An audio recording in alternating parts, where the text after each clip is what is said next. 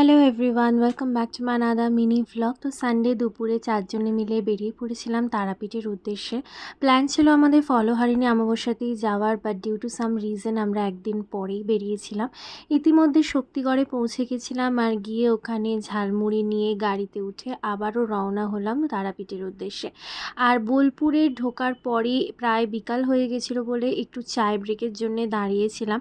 আর যে দোকানটায় দাঁড়িয়েছিলাম বাবা বলল ওখানে ডিম টোস্টটা নাকি খুব ভালো করে, তাই আমরা সবাই একটা করে ডিম টোস্টও খেয়ে নিয়েছিলাম। আর তারপরে সোনাঝুরি হাটের ওপর দিয়ে যেতে যেতে দেখি বেশ ভিড় হয়েছে হাটে, কারণ তখন প্রায় বিকাল হয়ে এসেছিল আর তার সাথে রবিবারও ছিল, তাই হাটে বেশ ভিড় ছিল।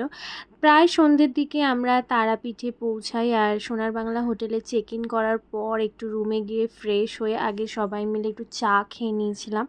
চা খেয়ে তারপরে ওদেরই পুল সাইড ক্যাফেটাতে আমরা চলে এসেছিলাম কিছু ইভিনিং স্ন্যাক্সের জন্যে। তো ওখানের ফিশ অ্যান্ড চিপসটা খুবই ভালো করে, আমরা যেটা খাই প্রত্যেকবার গিয়ে ওটা আর গোল্ডেন প্রন ফ্রাই খেয়ে একটু মার্কেটের দিকে বেরিয়েছিলাম। হালকা সামনে মার্কেটে ঘুরে চলে গেছিলাম আশ্রমে। আশ্রমে গেলে না মনটা খুবই শান্ত লাগে আর খুবই ভালো লাগে, আর মায়ের মুখটা দেখো এত সুন্দর লাগছিল যে কি বলবো।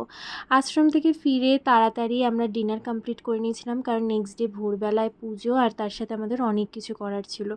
ভিডিওটা ভালো লাগলে অবশ্যই লাইক করো, কমেন্ট করো, শেয়ার করো। দেখা হবে খুব শিগগির নেক্সট ভিডিওতে। Tata, by.